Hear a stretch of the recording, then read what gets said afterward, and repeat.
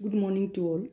Today we are going to discuss about the topic basic concept of the macroeconomics in 12th class. The first unit of the second term. First of all, we can classify the goods कि how many goods यानी goods का वर्गीकरण कितने प्रकार से किया जा सकता है. We have the four types of the goods: final goods and intermediate goods, and we have also the consumer goods as well as capital goods. First of all, what's the difference between the final goods and intermediate goods?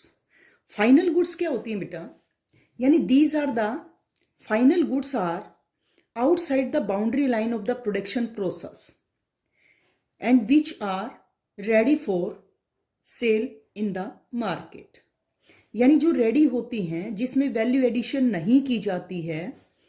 And when we measures our national या domestic income, then we include only the value of final goods and services. Then what do you mean by the intermediate goods?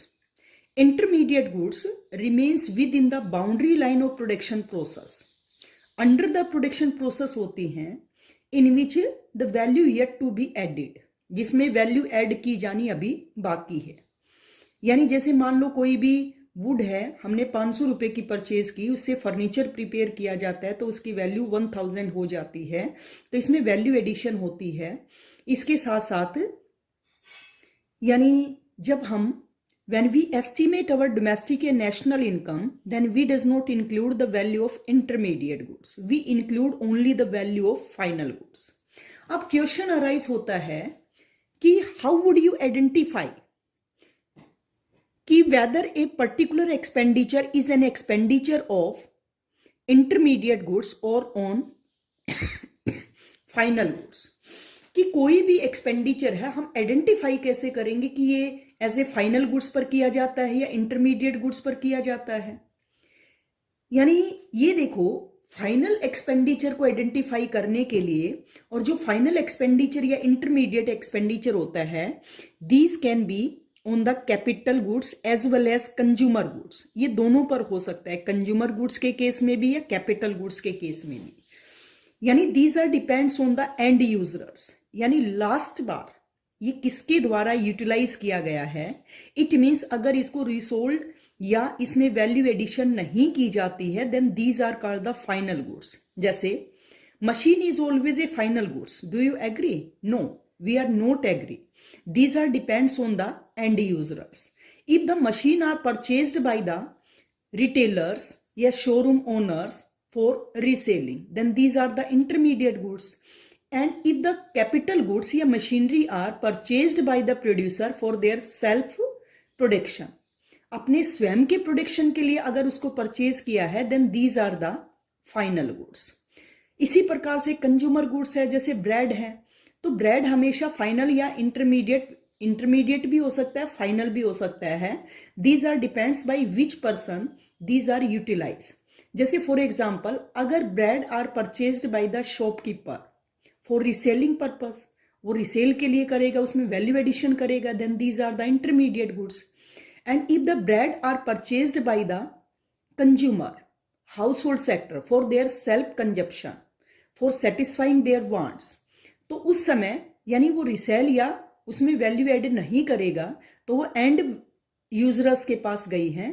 Then in this case these are the final goods. तो इस तरह से हम identify कर सकते हैं कि any particular commodities is a final goods या इंटरमीडिएट गुड्स. अब देखें कंज्यूमर गुड्स कौन सी होती है बेटा? The consumer goods which are consumed by the consumer for satisfying their wants, then these are called the consumer goods. और capital goods जैसे प्लांट और मशीनरी वगैरह, यानी जो प्रोडक्शन प्रोसेस के लिए यूटिलाइज की जाती हैं, यानी जिसकी वैल्यू जो होती है वो काफ़ी हाई होती है, वैल्यू काफ़ी हाई होती है. और इसके साथ साथ which can be utilise for the production purpose for the swear layer, जिसको हम काफ़ी लंबे समय तक यूटिलाइज कर सकते हैं. Then these are the capital goods. इसके बाद यानी क्या सारी जो कैपिटल गुड्स होती हैं वो प्रोड्यूसर्स गुड्स होती हैं? एक होती है हमारे पास producers goods,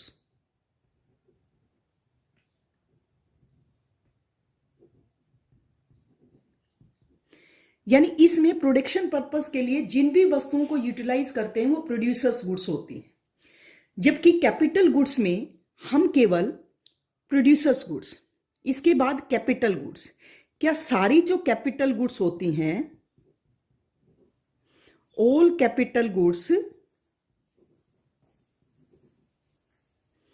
are producers goods,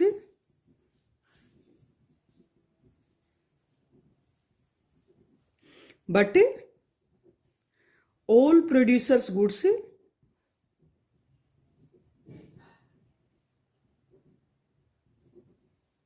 are not capital goods. Why? क्यों होता है ऐसा? क्योंकि ये देखो बेटा, जो प्रोड्यूसर्स गुड्स होती हैं, in which we include all the goods which are used by the producer for the production process. But in the capital goods, we include only those goods which value is very high and which can used by the producer for the swell year. जैसे producers goods में हम raw materials भी use करते हैं which are the single purpose goods, ये single purpose goods होती है। These are the producers goods but not the capital goods, क्योंकि कैपिटल गुड्स को हम बार बार यूटिलाइज करते हैं, ना कि सिंगल पर्पज के लिए यूज करते हैं। इसलिए जैसे रॉ मटेरियल्स है, वुड है, these are the producers goods but not the capital goods. So all producers goods are not capital goods, but all capital goods are producers goods. So that's all for today. For the further classes, please connect our YouTube channel. Thanks and have a nice day.